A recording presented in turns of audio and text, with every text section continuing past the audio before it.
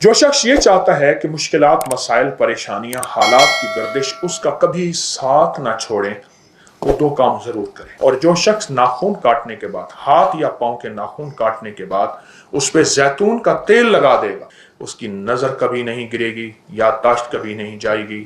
وہ کہتے ہیں کہ زندگی میں خوشحال زندگی گزارنا چاہتے ہیں تو پاؤں گرم، سر ٹھنڈا رکھیں۔ جوتے کے انتخاب میں طب نبوی کو سامنے رکھیے۔ جوتے کا انتخاب ایسا ہو، سستے سے سستا ہو، جس کا نیچے بھی چمڑا ہو، اوپر بھی چمڑا ہو۔ اس وقت خوشبو کے ذریعے پوری دنیا میں باقاعدہ علاج ہو رہا ہے۔ جو شخص یہ چاہتا ہے کہ مشکلات، مسائل، پریشانیاں، حالات کی گردش اس کا کبھی ساتھ نہ چھوڑیں، وہ دو کام ضرور کرے۔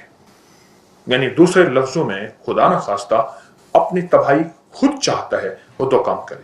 ایک، سسرال کو گالیاں دے، ساس کو، سالوں کو، اس کی بہنوں کو برا بھلا کہے اور ان کی بے اکرامی، بے عزتی کرے۔ ایک، سسرال کو برا بھلا کہے۔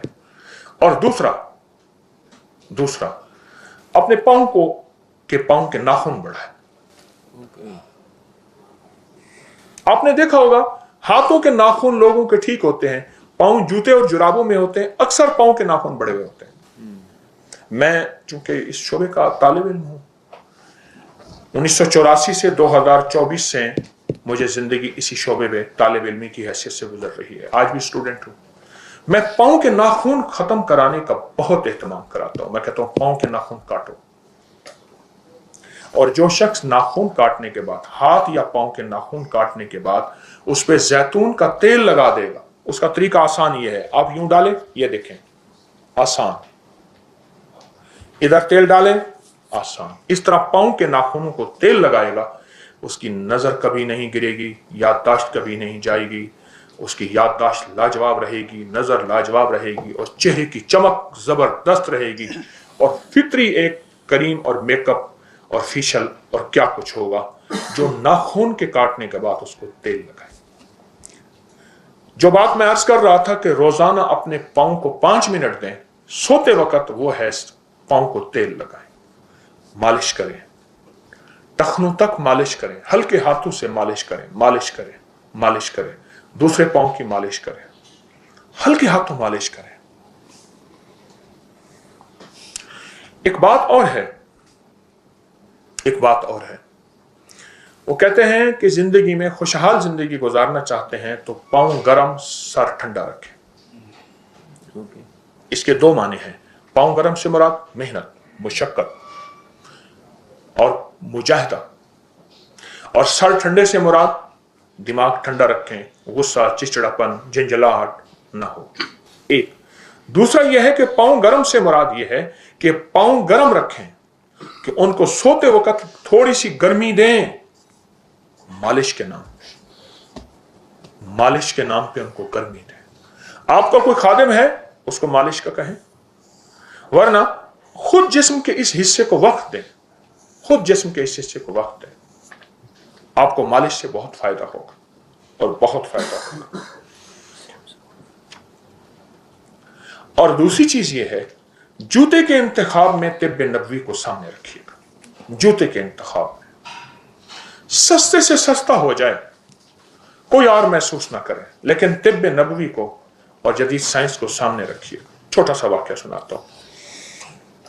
یہ قصور کے ایک صاحب تھے، وہ کوئلے کی مائنز وغیرہ کا کام ان کا تھا، تو کہنے لگے مجھے پیشاب بہت زیادہ آنا شروع ہوا، بہت زیادہ۔ شیخ یوسف صاحب فوت ہو گئے۔ کہنے لگے کوئلہ بہت پیشاب، سارے ٹیسٹ بالکل ٹھیک، کوئی بیماری نہیں، گردے ٹھیک، مثانہ ٹھیک، شوگر نہیں، لیکن دن رات پیشاب۔ یہاں گڑی شو میں اینکوں کی دکانیں ہیں۔ کہنے لگے میں اینک کی اپنی فریم بنوانے گیا تو ایک بندہ ملا، شیخ صاحب کیا ہوا؟ بیمار ہیں، کمزور ہو گئے ہیں، کہ پیشاب بہت زیادہ آ رہا۔ اس نے ایسے غور سے دیکھا، کہنے لگا جوتا بدلنا ہے۔ جوتے سے کیا ہوگا؟ اس نے اپنی خاص لاہوری انداز میں کہا، تو کہنے لگا میں سیدھا مال پہ چلا گیا، مال روڈ۔ وہاں میں نے جوتا تلاش کرتے کرتے، اکثر اوپر کا حصہ چمڑے کا ہوتا ہے، نیچے کا ریکسین کا ہوتا ہے، اور رگڑ نیچے لگنی ہے۔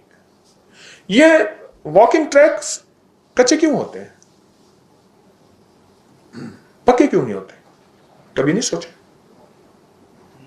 और ये कच्चा होना क्यों जरूरी है? पक्के पे भी पैदल चल, सेहत है, लेकिन ना कच्चा है।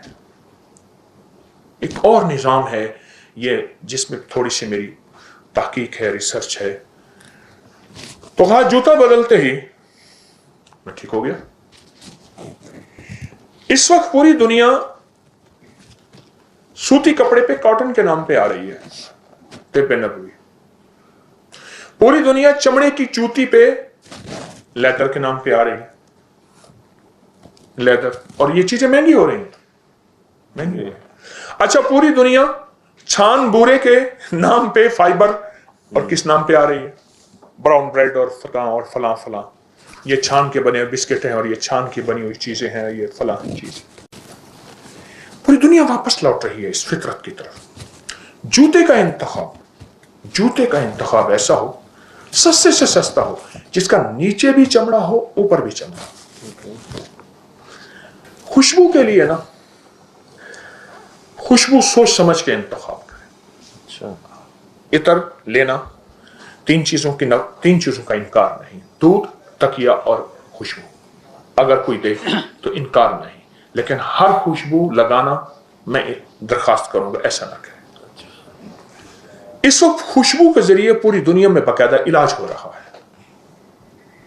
खुशबू के जरिए, खुशबू एक थेरापी है, एक तरीका इलाज है, एक पूरा निजाम है। और मेरे आका ने जो खुशबू को पसंद फरमाया, वो पसंद फरमाया गुलाब की खुशबू। गुलाब आपका कौमी फूल भी है, चंबेली है वाले, चंबेली। गुलाब की खुशबू को इंतखाब करें, या फवाके, एक खुशबू है उसको फवाके कहते हैं, या खस बस्ती खुशबू। मैं खुशबू का वाकया सुना। शेख अतीक साहब हैं चनियोट के, जिंदगी सारी जद्दा में गुजरी। मुझसे कहने लगे 24 साल बवासीर में गुजारी, खून आता था, तकलीफ में गुजारी। तो किसी सियाने ने कहा, शेख साहब आप शमामतुल अंबर ऊद तो नहीं लगाते, मुश्क तो नहीं लगाते? कहने लगा राजलाना बहुत ज्यादा लगाता हूं, छोड़ दे। ये खुशबू, सब खुशबुएं सरों का ताज हैं, लेकिन देखें जिस तरह सारी ग़िज़ाएं हैं, मेरी माफिक ग़िज़ा कौन सी है? ग़िज़ाएं तो सारी हैं, दवाएं तो सारी हैं, मेरी माफिक दवा कौन सी है? हम हर खुशबू लगाना शुरू कर देते हैं। उससे मिजाजों में तब्दीलियां, उससे तबीयतों में तब्दीलियां, उससे हैरत अंगेज तौर पे बाज बीमारियां, बाज तकलीफें, बाज अवारिजात होते उस वजह से हैं, हमें महसूस नहीं होता।